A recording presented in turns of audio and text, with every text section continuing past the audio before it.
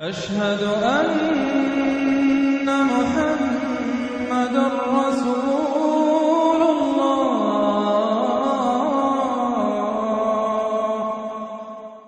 اب اس سے بھی آگے ہے معاملہ، وَمَنْ يَكْسِبْ إِثْمًا فَإِنَّمَا يَكْسِبُهُ عَلَى نَفْسِهِ، جو کوئی بھی کوئی گناہ کماتا ہے وہ اپنی جان پر وبال لیتا ہے۔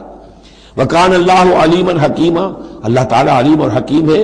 وَمَنْ يَكْسِبْ خَطِيئَةً أَوْ إِثْمًا ثُمَّ يَرْمِ بِهِ بَرِيئًا، اور یہ معاملہ تو بہت بڑھ کر ہے کہ کسی نے کوئی گناہ کمایا، کوئی خطا کی، کوئی غلطی کی، کوئی جرم کیا، پھر اس کی تہمت لگا دی ایسے شخص پر جو بری ہے۔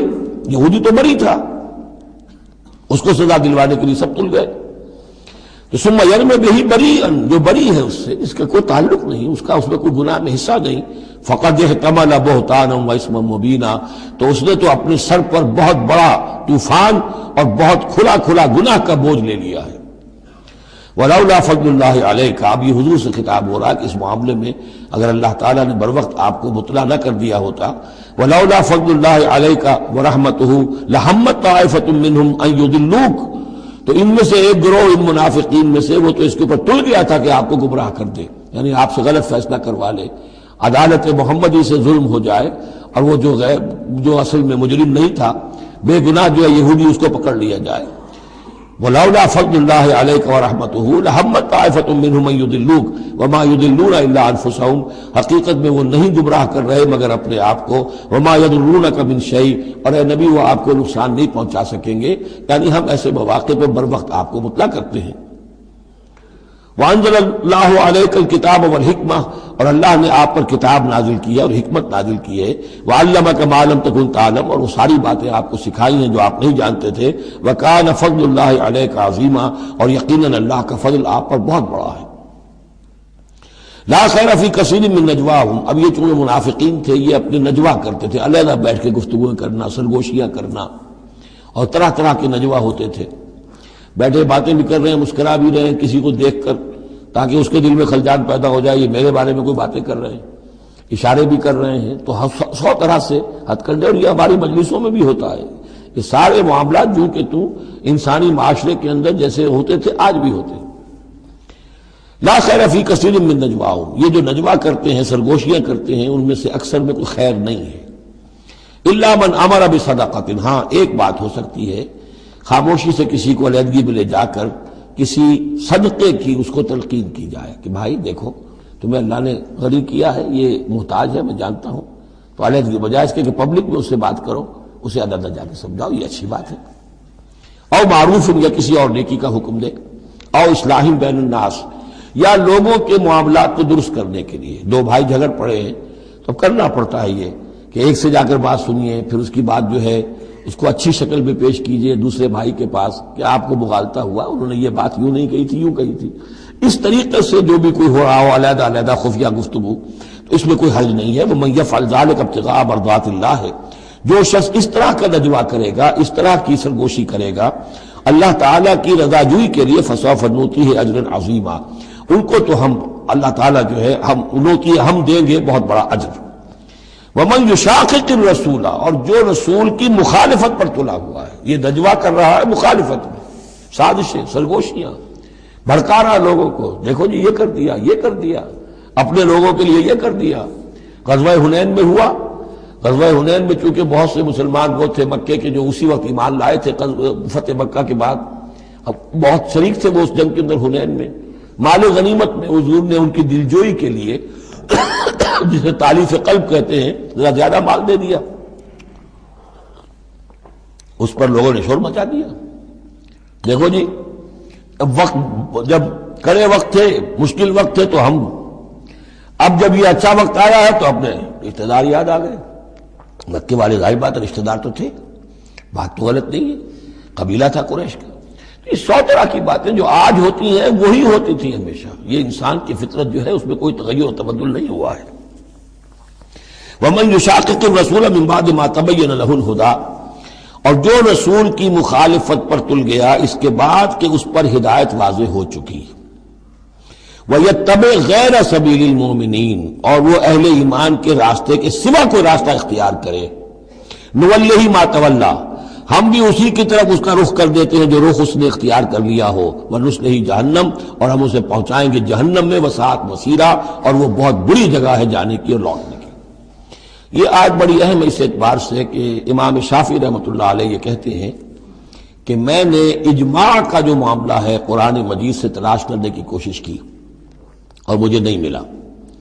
یعنی اللہ کے اطاعت یہ تو ٹھیک ہے، جو قرآن میں آیا ہے وہ قانون کا ایک سورس ہے، حضور کا فرمان، حضور کی سنت سورس ہے، اسی طرح اجتہاد وہ بھی سمجھ میں آ گیا۔ یہ اجماع کس شے کا نام ہے؟ قرآن میں کہیں ذکر نہیں آیا۔ تو کہتے ہیں کہ میں نے 300 مرتبہ پورا قرآن پڑھا شروع سے آخر تک، صرف اس ایک مسئلے کو سامنے رکھ کر کہ مجھے اجماع کے لیے کوئی دلیل قرآن سے ملے۔ تب اس آیت پر آ کر 301ویں مرتبہ پھر نگاہ جمی، وَيَتَّبِعْ غَيْرَ سَبِيلِ الْمُؤْمِنِينَ، یعنی گویا کہ اہل ایمان کا جو راستہ ہے جس پر اجماع ہو گیا اہل ایمان کا، یہ خود اپنی جگہ ایک بہت بڑی سند ہے، اس لیے کہ حضور نے فرمایا میری امت ضلالت پر کبھی جمع نہیں ہوگی۔ تو جن چیز پر اجماع ہو جائے وہ گویا کہ وہ خود اپنی جگہ پر وہ اس کو ایک حیثیت حاصل ہو جاتی ہے، اوتھینٹسٹی۔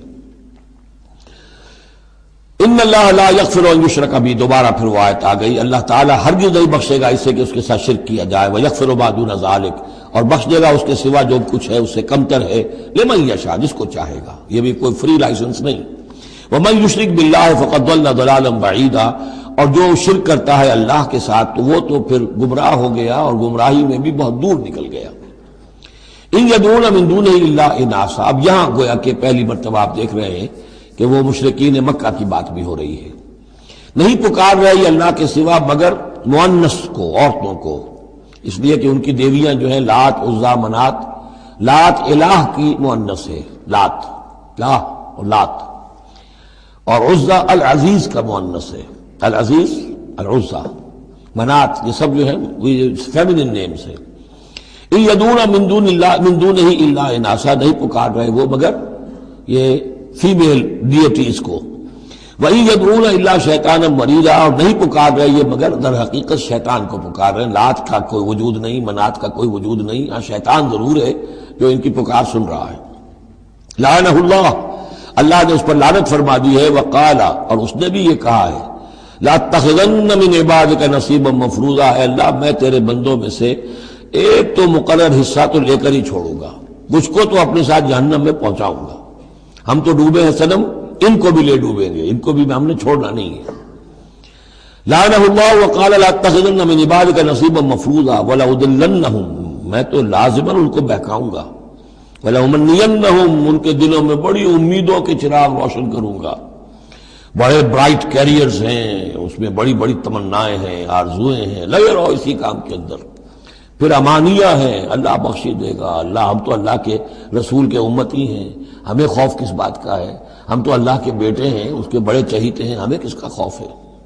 اور پھر یہ کہ امیدیں بڑی بڑی، طول عمل جس کو کہتے ہیں، دنیا کے لمبے لمبے منصوبے۔ وَلَأُضِلَّنَّهُمْ وَلَأُمَنِّيَنَّهُمْ وَلَآمُرَنَّهُمْ، اور میں انہیں حکم دوں گا، فَلَيُبَتِّكُنَّ آذَانَ الْأَنْعَامِ، پھر میرے حکم سے یہ چوپایوں کے کان چیر دیں گے۔ تو میں بتا چکا ہوں سورہ انعام میں یہ باتیں ساری آئیں گی، فلاں کے نام پر ایک اونٹ کو اس کے کان چیر کر جو ہے آزاد کر دیا، اب اسے کوئی چھیڑ نہیں سکتا، اس کا گوشت نہیں کھایا جا سکتا، اس پر سواری نہیں ہو سکتی، فلاں بت کے یا فلاں ڈیٹی کے نام پر اس کو جو ہے چھوڑ دیا گیا ہے۔ وَلَآمُرَنَّهُمْ، اور میں پھر انہیں حکم دوں گا، فَلَا يُغَيِّرُنَّ خَلْقَ اللَّهِ، وہ اللہ کے خلق میں تبدیلی کریں گے۔ اب جو کچھ آپ دیکھ رہے ہیں کہ مردوں میں عورتوں کے سے انداز، عورتوں میں مردوں کے سے انداز اختیار کرنا، یہ سارا جو کچھ ہو رہا ہے اور اب جو ہو رہا ہے وہ تو یہ سمجھیے جینیٹکس جو ہے، اور اس میں اللہ کی تخلیق میں اب انسان اس جگہ پہنچ گیا ہے کہ وہ اپنا اختیار استعمال کر رہا ہے۔ اللہ کی تخلیق، اس کی سپیشیز بنائی ہوئی، اس کی جینز، اب انسان جو ہے اس کے ذریعے سے وہ سارا معاملہ جو آج پہنچا ہوا ہے بڑے ایک عجیب حد تک پہنچ گیا ہے کہ اللہ کی بنائی ہوئی چیزوں کے اندر تغیر و تبدل کیا جائے۔ وَمَنْ يَتَّخِذِ الشَّيْطَانَ وَلِيًّا مِنْ دُونِ اللَّهِ فَقَدْ خَسِرَ خُسْرَانًا مُبِينًا، اور جس شخص نے بھی اللہ کو چھوڑ کر شیطان کو اپنا ولی بنا لیا، فَقَدْ خَسِرَ خُسْرَانًا مُبِينًا، تو وہ تو بہت کھلے خسارے میں اور تباہی میں مبتلا ہو گیا۔ یعدہم ویمنیہم، وہ ان سے وعدے بھی کرتا ہے، انہیں امیدیں بھی دلاتا ہے، شیطان جس کو ہم کہتے ہیں سبز باغ دکھاتا ہے۔ وما یعدہم الشیطان الا غرورا، اور نہیں وعدہ کرتا ان سے شیطان مگر دھوکے کا، وہ اپنے کسی وعدے کو پورا نہیں کر سکتا۔ اولئک مأواہم جہنم، یہ وہ لوگ ہیں کہ جن کا ٹھکانہ جہنم ہے، ولا یجدون عنہا محیصا، اور پھر وہ وہاں سے فرار کی کوئی جگہ نہیں پائیں گے، وہاں سے بھاگنے کا کوئی راستہ نہیں پائیں گے۔ والذین آمنوا، وہی سائملٹینیس کنٹراسٹ، اب دوسری طرف اہل ایمان کی شان کیا ہوگی؟ والذین آمنوا وعملوا الصالحات، جو لوگ ایمان لائیں اور نیک عمل کریں، سندخلہم جنات تجری من تحتہا الانہار، انہیں ہم عنقریب داخل کریں گے باغات میں جن کے نیچے نہریں بہتی ہوں گی، خالدین فیہا ابدا، جس میں وہ ہمیشہ ہمیش رہیں گے۔ وعد اللہ حقا، اللہ کا یہ وعدہ حق ہے، درست ہے، سچ ہے۔ ومن اصدق من اللہ قیلا، اور اللہ سے بڑھ کر کس کی بات سچی اور زیادہ ہو سکتی ہے؟ کون ہو سکتا ہے اپنے قول میں زیادہ سچا اللہ سے؟ لیس بامانیکم ولا امانی اہل الکتاب، اب یہاں پھر رخ پڑ رہا ہے مسلمانوں کی طرف۔ اے مسلمانوں، نہ تمہاری خواہشات پر کوئی شے موقوف ہے، نہ اہل کتاب کی خواہشات پر۔ تب بھی آ گئی کہ تمہارے اندر بھی یہ خواہشات پیدا ہو جائیں گی، وشفل تھنکنگ پیدا ہو جائیں گی، شفاعت کے دھوکے پر تم حرام خوریاں کرو گے، سب کچھ کرو گے، وہی جو کچھ انہوں نے کیا تم بھی کرو گے۔ لیکن جان لو کہ اللہ کا قانون جو ہے غیر متبدل ہے، وہ بدلے گا نہیں۔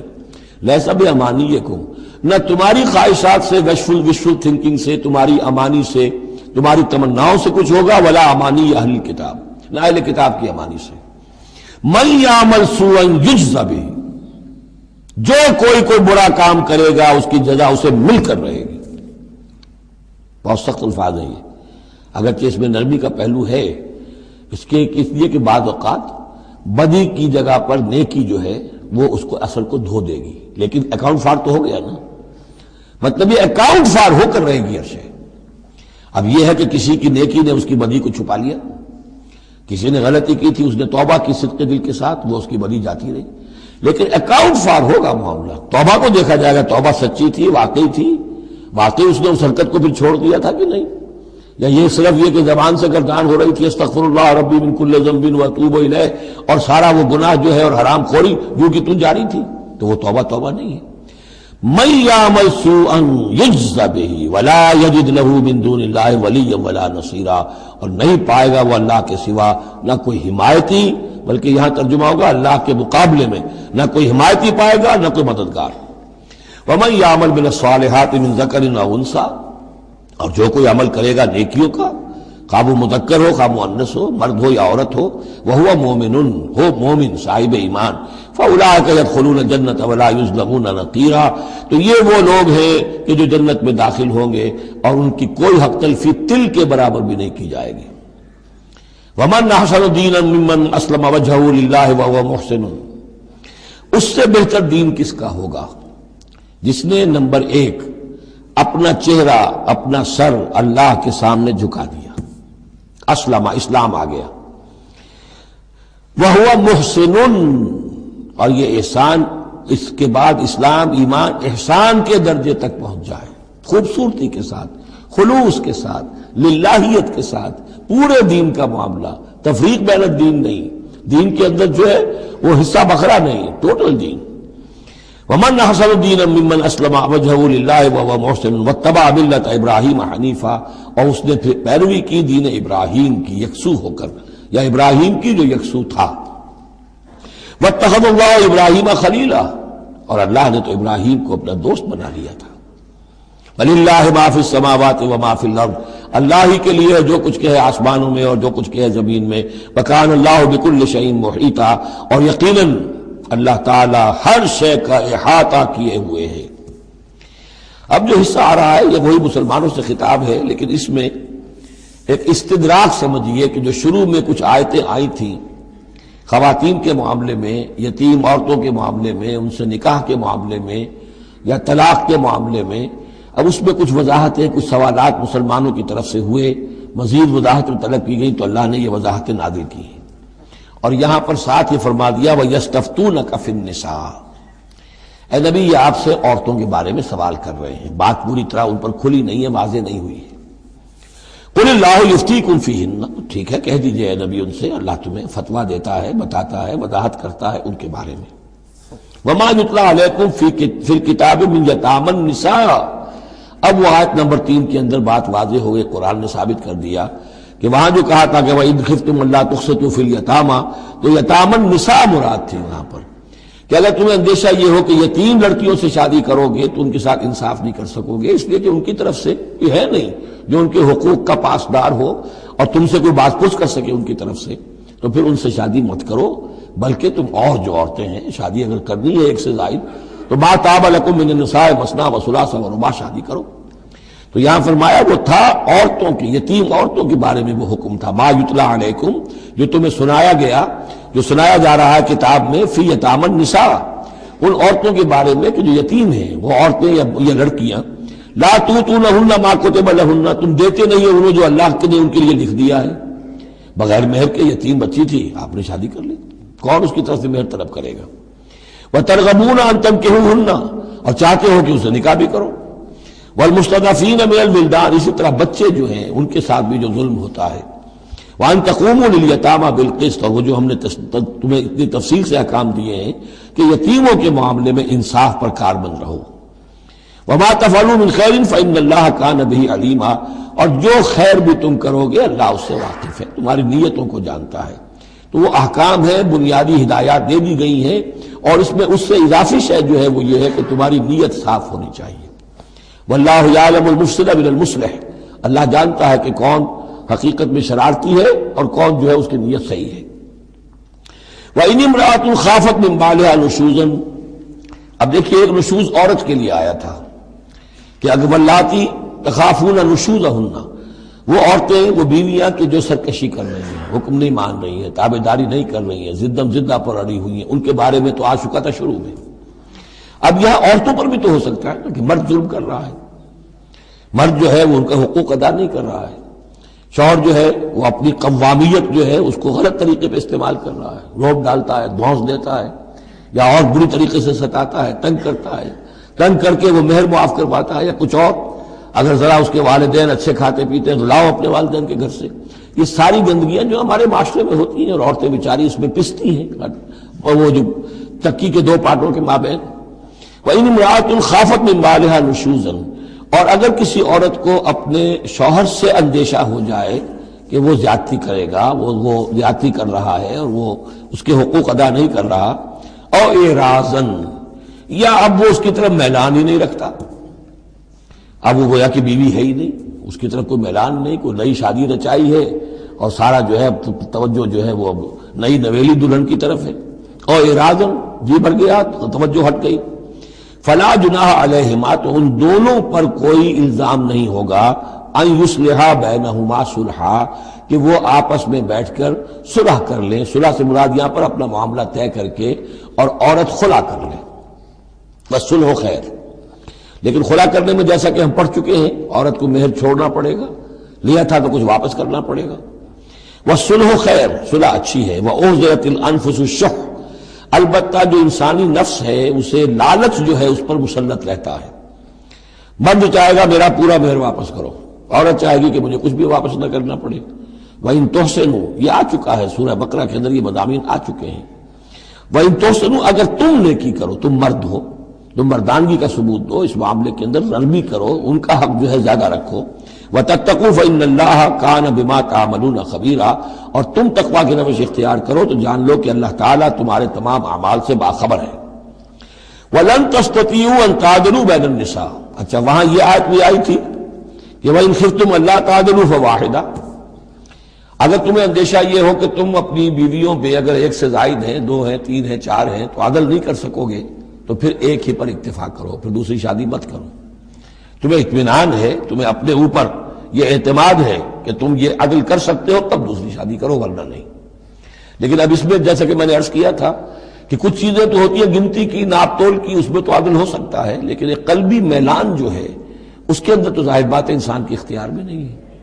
حضور صلی اللہ علیہ وسلم نے اپنی تمام ازواج کے لیے ہر چیز گن گن کر، یعنی باریاں بھی مقرر تھیں آپ کی شب باشی کی، دن میں بھی اب آپ ایک چکر لگاتے تھے عصر اور مغرب کے درمیان، تو تھوڑی تھوڑی دیر ہر اپنی زوجہ محترمہ کے پاس ٹھہرتے تھے، کہیں تھوڑی دیر بھی زیادہ ہو جاتی تو کھلبلی مچ جاتی تھی، آج وہاں کیوں ٹھہر گئے، آج زینب کے پاس زیادہ وقت کیوں لگ گیا، آج فلاں کیا ہو گیا، وہاں شہد دیا گیا تھا وہ شہد پی رہے تھے تو اس وجہ سے دیر لگ گئی، تو حضور سے جب کہا گیا اشارے کنائے سے آپ نے قسم کھا لی اچھا میں آئندہ کبھی شہد نہیں پیوں گا۔ حضور نے اللہ تعالیٰ نے ٹوک دیا کہ حضور یہ کیوں آپ قسم کھا رہے ہیں، لما تحرم ما احل اللہ لک تبتغی مرضات ازواجک۔ تو یہ چیزیں جو ہوتی ہیں انسانی معاشرے میں، بہرحال بہت بہتر معاملہ تھا، بہت بہتر تھا حضور کے ازواج مطہرات کا آپس میں، لیکن یہ کہ بالکل ظاہر بات ہے کہ کچھ نہ کچھ تو شوق ناپا جو ہوتا ہے اس کے کوئی نہ کوئی اثرات تو ہوتے ہیں، یہ عورت کی فطرت ہے، اس کے اندر اختیار میں نہیں ہے۔ تو یہ چیزیں جو ہے فرمایا کہ اگر تم ولن تستطیعوا ان تعدلوا بین النساء، تمہارے لیے ممکن ہی نہیں ہے کہ تم عورتوں کے مابین انصاف کر سکو۔ مراد کیا ہے؟ قلبی میلان، یہ حدیث کے اندر واضح ہو گیا۔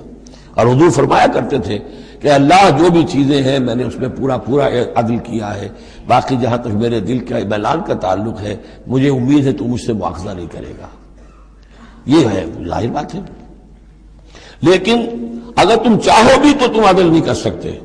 وَلَن تَسْتَطِيعُوا أَن تَعْدِلُوا بَيْنَ النِّسَاءِ وَلَوْ حَرَصْتُمْ، چاہے تم کتنے حریص ہو اس کے، نہیں کر سکتے۔ فَلَا تَمِيلُوا كُلَّ الْمَيْلِ، تو ایسا نہ ہو کہ ایک کی طرف پورے کے پورے جھک جاؤ، میلان، میل، کل المیل، ایک ہی کی طرف پورا میلان ہو جائے، فَتَذَرُوهَا كَالْمُعَلَّقَةِ، کہ دوسری بیوی معلق ہو کر رہ جائے، اب نہ وہ شوہر والی ہے اور نہ آزاد ہے، اس سے کوئی تعلق ہی نہیں۔ وَإِن تُصْلِحُوا وَتَتَّقُوا، اگر تم اصلاح کر لو اور تقوی کی روش اختیار کرو، فَإِنَّ اللَّهَ كَانَ غَفُورًا رَحِيمًا، تو اللہ تعالیٰ بھی غفور الرحیم ہے۔ وَإِن يَتَفَرَّقَا، اب یہ بہت اہم موضوع ہے کہ ہمارے ہاں طلاق کے بارے میں جو یہ مشہور ہو گیا صحیح ہے، ان ابغض الحلال عند اللہ الطلاق، یہ حلال چیزوں میں سب سے زیادہ اللہ کو ناپسند جو ہے وہ طلاق ہے، لیکن اسے کفر کے درجے تک پہنچایا ہوا ہے۔ لڑائی چل رہی ہے، جھگڑا چل رہا ہے، مزاجوں میں موافقت نہیں ہے، ایک دوسرے کو کوس رہے ہیں، دن رات کا جھگڑا ہے، طلاق نہیں دینی، یہ احمقانہ طرز عمل ہے، بالکل احمقانہ، شریعت کی منشا کے بالکل خلاف۔ یہاں آپ دیکھیں کہ ایک طرح کی ترغیب ہے طلاق کی، ترغیب۔ وَإِن يَتَفَرَّقَا، اب اگر وہ متفرق ہو جائیں، علیحدہ ہو جائیں، سیپریشن جو آپ استعمال کرتے ہیں، سیپریٹ ہو جائیں، یغنی اللہ کلا من سعتہ، اللہ دونوں کو اپنی کشادگی کشائش سے غنی کر دے گا۔ ہو سکتا ہے اس عورت کو بھی کوئی بہتر رشتہ مل جائے کہ جو اس سے اس کی سب مزاجی موافقت رکھنے والا ہو، اور اس شوہر کو بھی اللہ تعالیٰ کوئی بہتر بیوی دے دے کہ جس کے اور اس کے درمیان جو ہے مزاج کے اندر موافقت پیدا ہو جائے۔ تو یہ کہ عدم موافقت ہے، لڑتے رہنا ہے، دنگا فساد ہے، لیکن یہ کہ وہ طلاق نہیں دینی ہے، یہ ہندوانہ اثرات ہیں ہم پر نمبر ایک، اور دوسرے عیسائیانہ اثرات ہیں۔ عیسائیوں پہ بھی طلاق حرام ہے، اس لیے کہ قانون اصل میں شریعت، انجیل میں شریعت اور قانون تو ہے ہی نہیں، لیکن جو حضور نے فرمایا ان ابغض الحلال عند اللہ الطلاق، ایسی ہی کوئی بات حضرت مسیح نے فرمائی کہ طلاق اگر بلا وجہ کوئی شخص طلاق دے دیتا ہے تو یہ ایسا ہی ہے، فرض کیجئے کہ اب وہ عورت جو ہے اس کی وہ بے سہارا رہ گئی، ہو سکتی ہے کہ اس کا آوارہ ہو جائے، تو گویا کہ اب اس کی گناہ کا وبال اس پر ہوگا کہ جس نے اسے طلاق دی ہے، بلا سبب طلاق دے دی۔ اب وہ عورت جو ہے اگر اس کی شادی اور نہیں ہوئی تو اس کی آوارگی کا امکان موجود ہے۔ تو اس کو سمجھنا چاہیے کہ یہ اخلاقی تعلیم تھی، یہ قانونی تعلیم نہیں تھی۔ قانونی تعلیم تو وہی ہے کہ جو تورات کے اندر ہے، آپ حضرت مسیح فرما کر گئے ہیں کہ یہ نہ سمجھو کہ میں قانون کو ختم کرنے آیا ہوں، موزائک لا جو ہے حضرت موسیٰ کی شریعت وہ تم پر نافذ رہے گی، لاگو رہے گی، عائد رہے گی۔ تو قانون قانون ہے اور اس کے ساتھ اخلاق کی تعلیم ہوتی ہے، اس کو انہوں نے قانون بنا دیا، نتیجہ یہ ہوا جب تک بیوی کے اوپر آپ بد کرداری کا الزام ثابت نہ کر دیں آپ طلاق نہیں دے سکتے، لہذا وہ 100 طریقے کر کے پہلے اسے بد کردار بناتے ہیں اور پھر اس کا ثبوت لیتے ہیں، تب جان چھڑاتے ہیں، ورنہ جان چھوڑ نہیں سکتی۔ تو یہ سارا کا سارا معاملہ جو ہے شریعت کے اندر تو جو صحیح راستے رکھ دیے گئے ہیں ان کو اگر چھوڑا جائے گا تو پھر غلط راستے اختیار کرنے پڑیں گے۔ تو ایک ہندوانہ اثرات جو ہمارا پس منظر ہے، اور ایک جدید تہذیب کے جس پر عیسائیت کا غلبہ ہو گیا تھا، ان کے ہاں کے اثرات کی وجہ سے یہ طلاق کا معاملہ ہمارے ہاں تقریباً کفر بنا دیا لوگوں نے۔ وَإِن يَتَفَرَّقَا يُغْنِ اللَّهُ كُلًّا مِّن سَعَتِهِ، اگر وہ علیحدہ ہو جائیں، نہیں مزاجوں کی موافقت ہو رہی، اللہ غنی کر دے گا ہر ایک کو، دونوں کو اپنی وسعت میں سے۔ وَكَانَ اللَّهُ وَاسِعًا حَكِيمًا، اللہ بڑی وسعت رکھنے والا ہے، بڑی سمائی رکھنے والا ہے، اس کے خزانے بڑے وسیع ہیں، حکیم ہے، حکمت والا ہے، اس کا ہر حکم جو ہے وہ حکمت پر مبنی ہے۔ وَلِلَّهِ مَا فِي السَّمَاوَاتِ وَمَا فِي الْأَرْضِ، اللہ ہی کا ہے جو کچھ کہ ہے آسمانوں میں اور جو کچھ کہ ہے زمین میں۔ وَلَقَدْ وَصَّيْنَا الَّذِينَ أُوتُوا الْكِتَابَ مِنْ قَبْلِكُمْ وَإِيَّاكُمْ أَنِ اتَّقُوا اللَّهَ۔ اور دیکھو مسلمانوں، جو تم سے پہلے تھے انہیں بھی ہم نے وصیت کی تھی، جنہیں کتاب دی تھی، اور اب تمہیں بھی وصیت یہی ہے کہ اللہ کا تقوی اختیار کرو۔ اصل شے ہے تقوی، ورنہ شریعت جو ہے اس کا بھی مذاق بن جائے گا۔ اسی لیے حضور کا جو خطبہ ہے بہت مشہور، عام جمعوں میں آپ سنتے بھی ہوں گے، اوصیکم ونفسی بتقوی اللہ۔ مسلمانوں میں تمہیں بھی وصیت کرتا ہوں اور اپنے نفس کو بھی وصیت کرتا ہوں کہ اللہ کا تقوی اختیار کرو۔ قوا انفسکم واہلیکم نارا، بچاؤ اپنے آپ کو اور اپنے اہل و عیال کو آگ سے۔ تو یہ تقوی جو ہے، وَلَقَدْ وَصَّيْنَا الَّذِينَ أُوتُوا الْكِتَابَ مِنْ قَبْلِكُمْ، تم سے پہلے جن کو کتاب دی گئی تھی انہیں بھی ہم نے وصیت کی تھی، وَإِيَّاكُمْ، اور سن لو تم بھی کان کھول کر، تمہیں بھی یہ وصیت ہے، أَنِ اتَّقُوا اللَّهَ، کہ اللہ کا تقوی اختیار کرو۔ وَإِن تَكْفُرُوا، اگر تم نہ مانو گے، فَإِنَّ لِلَّهِ مَا فِي السَّمَاوَاتِ وَمَا فِي الْأَرْضِ، تو جو کچھ بھی ہے آسمانوں میں اور جو کچھ بھی ہے زمین میں وہ اللہ ہی کا ہے۔ وَكَانَ اللَّهُ غَنِيًّا حَمِيدًا، اور اللہ تعالیٰ تو غنی ہے، اپنی ذات میں خود ستودہ صفات ہے۔ وَلِلَّهِ مَا فِي السَّمَاوَاتِ وَمَا فِي الْأَرْضِ، اور آسمانوں اور زمین میں جو کچھ ہے وہ اللہ کا ہے۔ وَكَفَى بِاللَّهِ وَكِيلًا، اور اللہ کافی ہے کارساز ہونے کے اعتبار سے۔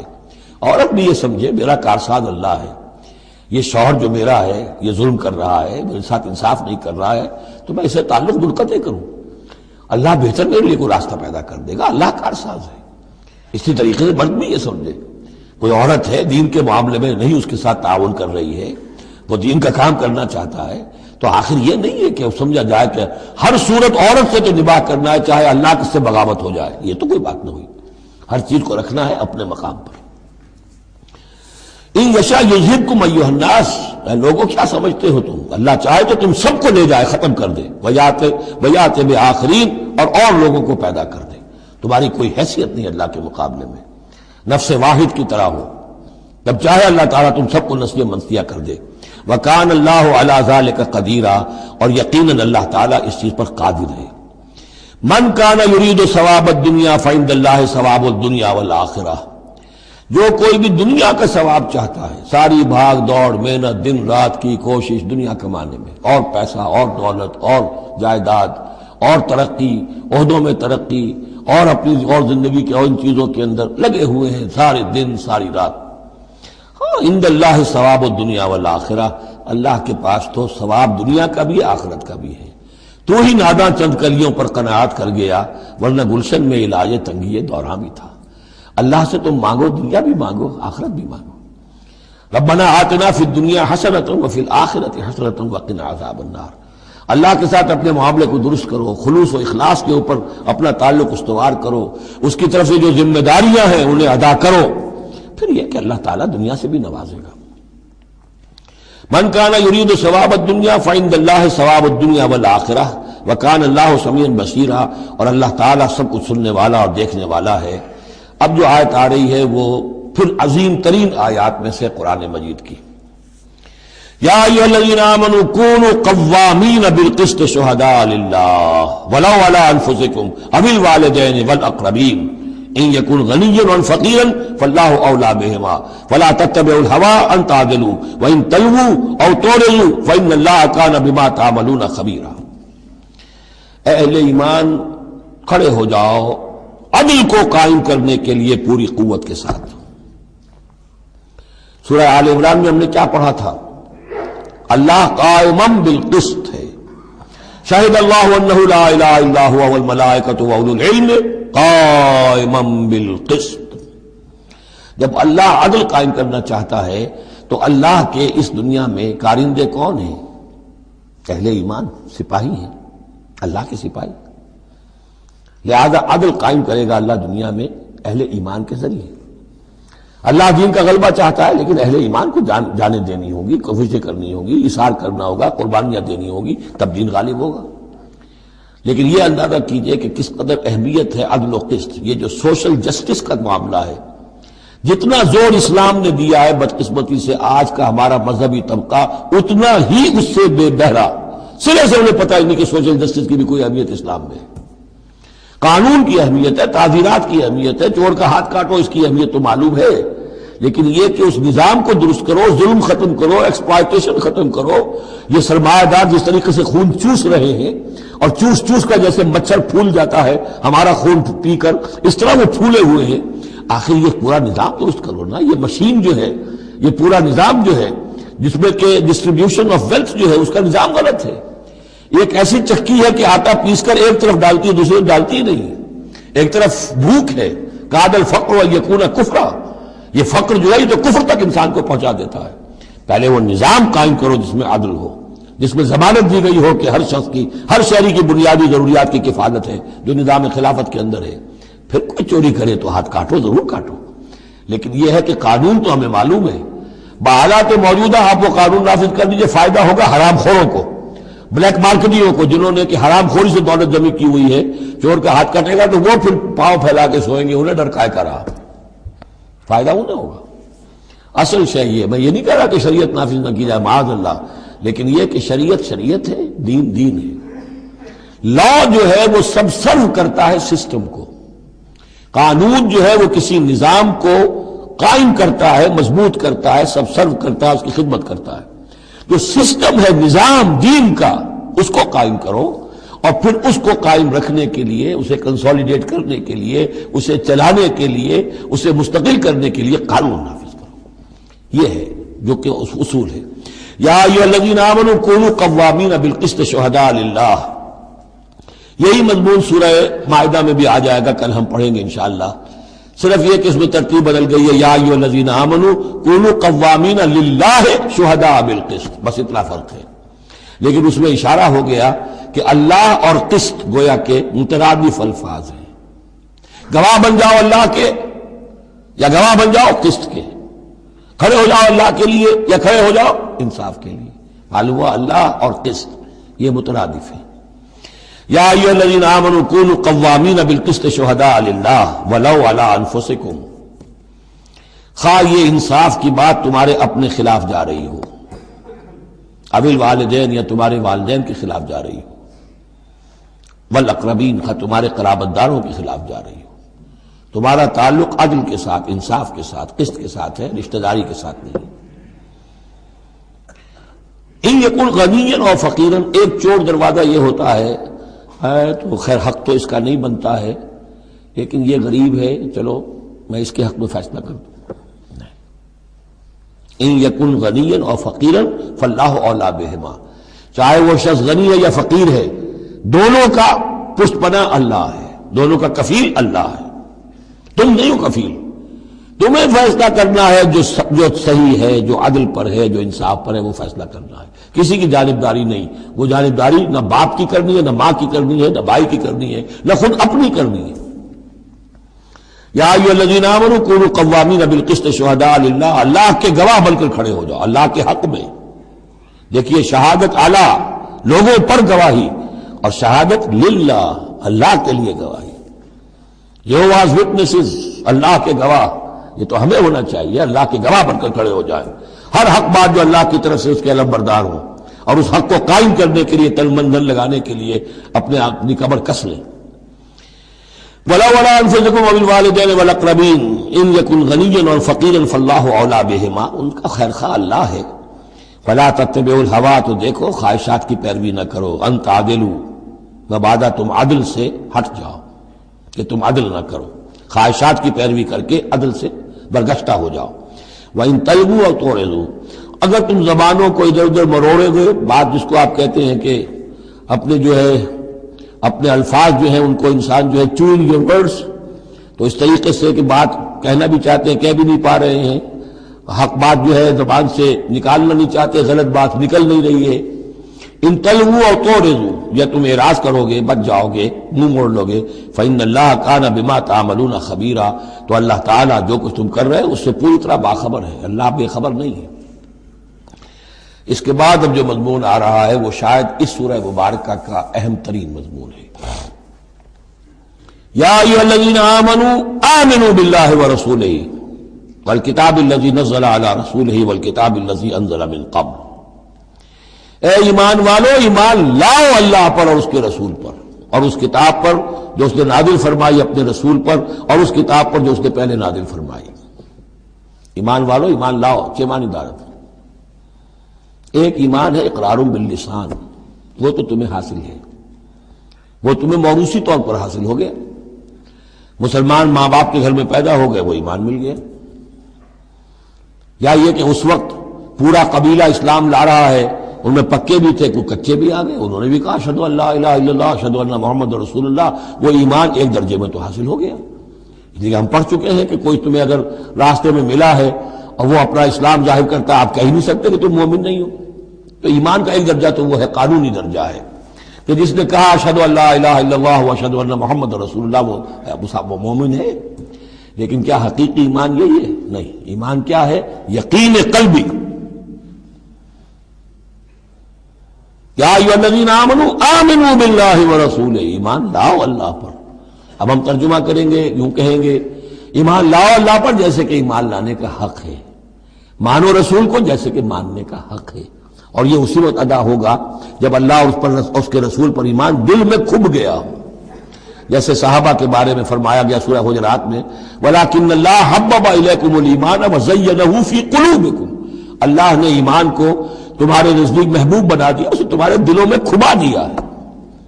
اور کچھ لوگوں کے بارے میں فرمایا قالت الاعراب آمنا قل لم تؤمنوا ولكن قولوا اسلمنا ولما يدخل الايمان في قلوبكم، یہ بدو دعویٰ کر رہے ہیں ہم ایمان لے آئے۔ اے نبی ان سے کہہ دیجئے تم ہرگز ایمان نہیں لائے ہو، ہاں یوں کہہ سکتے ہو کہ ہم مسلمان ہو گئے، اسلام لے آئے ہیں، ہم نے سر تسلیم خم کر دیا، ہم نے اطاعت قبول کر لی، لیکن ابھی تک ایمان تمہارے دلوں میں داخل نہیں ہوا ہے۔ اصل ایمان وہ ہے جو دل میں داخل ہو جائے، اقرار باللسان و تصدیق بالقلب۔ لیکن یہاں بھی اصل میں جو ہے روئے سخن کن کی طرف ہو رہا ہے؟ منافقین کی طرف ہو رہا ہے۔ وہ ایمان تو لائے تھے لیکن وہ ایمان نہیں تھا۔ یا ایھا الذین آمنوا آمنوا باللہ ورسولہ والکتاب الذی نزل علی رسولہ، قرآن کے لیے لفظ نزل، والکتاب الذی انزل من قبل، اور تورات کے لیے انزل، اور اس کتاب پر بھی جو پہلے نازل کی گئی تھی۔ وَمَن يَكْفُرْ بِاللَّهِ وَمَلَائِكَتِهِ، جو کوئی کفر کرے گا اللہ کا اور اس کے فرشتوں کا، وَكُتُبِهِ اور اس کی کتابوں کا، وَرُسُلِهِ اور اس کے رسولوں کا، وَالْيَوْمِ الْآخِرِ اور قیامت کے دن کا، فَقَدْ ضَلَّ ضَلَالًا بَعِيدًا، تو وہ تو گمراہ ہو گیا اور گمراہی میں بہت دور نکل گیا۔ یہ آیتیں سب کی سب بہت ہی اہم ہیں اور بڑی گہری ہیں۔ ان الذین آمنوا ثم کفروا ثم آمنوا ثم کفروا ثم ازدادوا کفرا لم یکن اللہ لیغفر لهم ولا لیہدیہم سبیلا بشر المنافقین بان لهم عذابا الیما۔ دیکھیے یہ منافقت کا معاملہ کیا تھا؟ یہ ایسا نہیں تھا کہ ایک ہی دن میں آدمی منافق ہو گیا۔ ایک تو تھے وہ جو شعوری منافق تھے، جو فیصلہ کر کے، جو ہم سورہ آل عمران میں پڑھ آئے ہیں، صبح ایمان کا اعلان کریں گے، شام کو ہم پھر کافر ہو جائیں گے، مرتد ہو جائیں گے، تو معلوم ہوا ایمان انہیں نصیب ہوا ہی نہیں، اور انہیں بھی معلوم تھا کہ ہم مومن نہیں ہیں، ہم ایمان لائے نہیں ہیں، تو دھوکہ دے رہے ہیں۔ یہ شعوری منافق ہوا۔ غیر شعوری منافق کون سے ہوتے تھے؟ کہ جو آئے تو تھے، کوئی دل میں دھوکہ دینے کی نیت نہیں تھی، انہیں اندازہ نہیں تھا کہ یہ، وہ سمجھتے تھے پھولوں کی سیج ہے، نکلا وہ کانٹوں بھرا بستر۔ اب انہیں قدم قدم پہ رکاوٹ ہے، وہ ارادہ، وہ پختگی نہیں ہے، ایمان کی وہ گہرائی نہیں ہے کہ ہر کے بعد آباد جو ہو سو ہو۔ ان کا کیا ہوتا ہے، کچھ دو قدم چلے، کچھ پیچھے ہٹ گئے، کچھ چھٹک گئے، کچھ چلے، کچھ ہمت کی، کچھ رک گئے۔ نتیجہ یہ ہوتا ہے کہ اب لوگ ان کے ڈانٹ ڈپٹ کرتے تم کیا کرتے ہو، تو اب انہوں نے کیا کیا، جھوٹے بہانے بنانے شروع کیے، اور پھر آخری درجہ جھوٹی قسمیں کھانی شروع۔ خدا کی قسم یہ مجبوری تھی، اس لیے میں رک گیا تھا، تم سمجھتے ہو کہ میں جہاد میں نہیں جانا چاہتا تھا، تم ایسا گمان تو نہ کرو، مجھے یہ مجبوری ہو گئی تھی، میری بیوی مر رہی تھی، میں کیسے جا سکتا تھا، وغیرہ وغیرہ، جھوٹی قسمیں۔ تو یہ جو ہے معاملہ ایمان اور کفر کا، یہ یوں چلتا رہتا ہے۔ اگرچہ اوپر جو ہے وہ پردہ تو ایمان کا ہے، کافر تو وہ ہوا ہی نہیں، اسلام لے آیا تھا، مومن ہے، اور وہ ارتداد کا اس نے اعلان نہیں کیا، لیکن ابھی ایمان کی طرف آیا، پھر کفر کی طرف گیا، پھر ایمان کی طرف آیا، پھر کفر کی طرف گیا۔ یہ مذبذبین بین ذالک، آسیلیشن جو ہے یہ ہوتی رہتی ہے۔ اور اس کی بہترین مثال کیا ہے، کبھی اگر کسی کو آپ نے دریا میں، کسی تالاب میں ڈوبتے دیکھا ہو، نیچے گیا پھر آیا ذرا اوپر، پھر گیا پھر آیا، پھر گیا تو گیا، بالکل وہ نقشہ ہے جو یہاں ہے۔ ان الذین آمنوا ثم کفروا، یہاں کفر سے مراد نفاق ہے، کفر قانونی نہیں، کفر حقیقی، کفر معنوی، کفر باطنی۔ اندر ہی اندر ہو رہا ہے سب کچھ جو ہو رہا ہے. انہوں نے انکار اور اعلان کیا ہی نہیں ہے، اسلام سے انکار نہیں کیا، کفر کا اعلان نہیں کیا، یہ اندر ہو رہا ہے اس کی شخصیت کے باطن میں. ان الذین آمنوا ثم کفروا ثم آمنوا ثم کفروا، ایمان لائے پھر کفر کیا، پھر ایمان لائے پھر کفر کیا، ثم ازدادوا کفرا، پھر کفر میں بڑھتے چلے گئے. لم یکن اللہ لیغفر لہم، اللہ تعالیٰ ایسے لوگوں کو مغفرت کرنے والا نہیں ہے، ایسے لوگوں کی مغفرت کرنے والا نہیں ہے. ولا لیہدیہم سبیلا، اور نہ ایسے لوگوں کو وہ راستہ دکھائے گا. اگلی آیت میں کھول دیا کہ یہ کن کا تذکرہ ہے. بشر المنافقین بان لہم عذابا علیما، اے نبی ان منافقوں کو بشارت دے دیجئے کہ ان کے لیے دردناک عذاب. یہاں تو آنا ہے تو یکسو ہو کے آؤ، ریزرویشن رکھ کر مت آؤ. وَلَنَبْلُوَنَّكُمْ بِشَيْءٍ مِّنَ الْخَوْفِ وَالْجُوعِ وَنَقْصٍ مِّنَ الْأَمْوَالِ وَالْأَنفُسِ وَالثَّمَرَاتِ، کان کھول کر آؤ. لَتُبْلَوُنَّ فِي أَمْوَالِكُمْ وَأَنفُسِكُمْ وَلَتُسْمَعُنَّ مِنَ الَّذِينَ أُوتُوا الْكِتَابَ مِن قَبْلِكُمْ وَالَّذِينَ أَشْرَكُوا أَذًى كَثِيرًا. تمہیں سننی پڑیں گی، ساری تلخ باتیں سننی پڑیں گی، کڑوے گھونٹ کرنے پڑیں گے، قدم قدم پر آزمائشیں آئیں گی. در رہے منزل لیلا کے خطر ہاس بسے، شرط اول قدم ہی نہ اس کے مجنون باشی. بشر المنافقین، تنزیہ انداز ہے، ان منافقوں کو بشارت دے دیجئے محمد صلی اللہ علیہ وسلم کہ ان کے لیے بہت دردناک عذاب ہے. الذین یتخذون الکافرین اولیاء من دون المؤمنین، ان کی ایک شان یہ بھی تھی کہ وہ جو کفار تھے ان کو دوست بناتے تھے. وہ چاہتے تھے نا don't keep all your eggs in one basket, بالکل یکسو مسلمانوں کے ساتھ ہو جاؤ، کیا پتہ ہے کل پڑھنا جو ہے بدل جائے. تو کفار کے ساتھ بھی keep some good office with them also, کچھ نہ کچھ ان کے ساتھ رہے معاملہ کہہ سکے وقت کے اوپر، تو دوستیاں رکھتے تھے. الذین یتخذون الکافرین اولیاء من دون المؤمنین، اہل ایمان کو چھوڑ کر ان کو دوست بناتے ہیں اور ان کو اپنا پشت پناہ بناتے ہیں. ایبتغون عندہم العزہ، کیا وہ ان کے اس قرب میں اور ان کی محفلوں میں جا جا کر عزت چاہتے ہیں، عزت کی تلاشی ہے. امریکہ جانا، کلنٹن صاحب سے ملنا بہت بڑا اعزاز ہے، اتنی بڑا اعزاز مل گیا تو یہ عزت ہی ہے نا، جو انسان ڈھونڈنے کے لیے، اور اس کے لیے کروڑوں روپیہ خرچ ہوتا ہے. اس کے لیے جو بھی لابینگ ہوتی ہے، اس کے لیے وہ چند منٹ کی ملاقات کے لیے وہ بھی، اور کچھ اس سے حاصل ہو نہ ہو، باقی جو پالیسیاں ان کی چلتی رہتی ہیں وہ تو جو بھی ان کا CIA کر رہا ہے یا کوئی اور پینٹاگون کر رہا ہے، وہ تو بیٹھا ہوا ہے فگر ہیڈ، اس کے سوا کچھ بھی نہیں. الذین یتخذون الکافرین اولیاء من دون المؤمنین یبتغون عندہم العزہ فإن العزۃ للہ جمیعا، عزت کل کی کل اللہ کے اختیار میں ہے. کہاں عزت ڈھونڈ رہے ہو؟ وقد نزل علیکم فی الکتاب، اور یہ بات تم پر نازل کی جا چکی ہے کتاب میں. یہ سورہ انعام کی آیت نمبر 68 ہے، جس میں روکا گیا مسلمانوں کو کہ جب تم دیکھو کہ کافر لوگ جو ہیں استہزاء کر رہے ہیں، قرآن کا مذاق اڑا رہے ہیں، تو کم سے کم یہ ہے، اب مکے کی آیت ہے وہ، اس وقت مسلمانوں میں اتنا زور تو نہیں تھا کہ ان کو چپ کر سکتے زبردستی، لیکن یہ کم سے کم یہ کرو کہ وہاں بیٹھو مت، وہاں سے چلے جاؤ، احتجاجاً جو ہے وہاں سے رخصت ہو جاؤ، پھر وہاں بیٹھو نہیں. اگر بیٹھے رہو گے تو ہو سکتا ہے تمہاری غیرت کے اندر کچھ کمی آتی چلی جائے، تمہاری جو حس جو ہے وہ پھر کند پڑ جائے.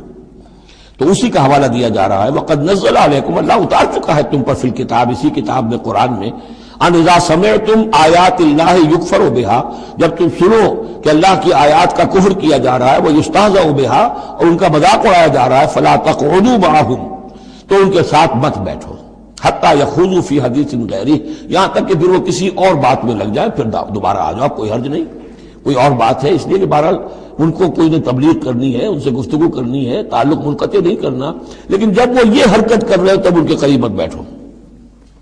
انکم اذا مثلہم، اگر تم بھی بیٹھے رہو گے اس وقت اسی حالت میں ان کے ساتھ، تو پھر تم بھی ان جیسے ہو جاؤ گے.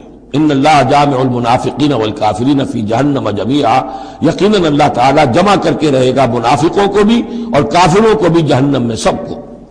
الذین یتربصون بکم، وہ جو تمہارے لیے ایک انتظار کی حالت میں ہیں، دیکھنا چاہتے ہیں، دیکھیے اونٹ کس کروٹ بیٹھتا ہے، تیل دیکھو، تیل کی دھار دیکھو. آخری فتح مسلمانوں کو ہوتی ہے یا کفار کو ہوتی ہے؟ دونوں کے ساتھ کچھ نہ کچھ تعلقات رکھو، تاکہ وقت جو بھی ہو، جو بھی صورتحال سچویشن جو بھی ہو جائے، ہم اس کے اندر اپنے بچاؤ کی کوئی شکل کر لیں. تو الذین یتربصون بکم، وہ تمہاری طاق میں ہیں، منتظر ہیں، سوچ رہے ہیں. فإن کان لکم فتح من اللہ، تو اگر تمہیں فتح مل جاتی ہے اللہ تعالیٰ کے فضل و کرم سے قالوا الم نکن معکم، وہ آ جائیں گے ہم بھی تو آپ کے ساتھ تھے، مسلمان تھے، ہمارا بھی حصہ نکالیے مال غنیمت میں سے۔ وَإِن كَانَ لِلْكَافِرِينَ نَصِيبٌ، اور اگر کوئی حصہ پہنچ جائے کافروں کو، کوئی فتح انہیں وقتی طور پر حاصل ہو جائے، ان کا پلڑا بھاری ہو جائے، قالوا، تو وہ کہے کہ اپنے ان کافروں ساتھیوں سے الم نستحوذ علیکم، کیا ہم نے آپ کا گھیراؤ نہیں کر لیا تھا، ہم نے آپ کو بچایا ہوا تھا کہ یہ مسلمان جو ہیں، ہم تو اوٹ بنے ہوئے تھے اصل میں، آپ سمجھتے ہیں مسلمانوں کے ساتھ ہو کر ہم جنگ کرنے آئے تھے، نہیں، ہم اس لیے آئے تھے کہ مسلمانوں کے حملوں سے آپ کو بچائیں۔ الم نستحوذ علیکم ونمنعکم من المؤمنین، ہم نے تو بچایا ہے آپ کو مسلمانوں سے۔ فاللہ یحکم بینکم یوم القیامہ، تو اللہ ہی فیصلہ کرے گا تمہارے مابین قیامت کے دن۔ وَلَن يَجْعَلَ اللَّهُ لِلْكَافِرِينَ عَلَى الْمُؤْمِنِينَ سَبِيلًا، اور اللہ تعالیٰ کافروں کو اہل ایمان کے مقابلے میں راہیاب نہیں کرے گا۔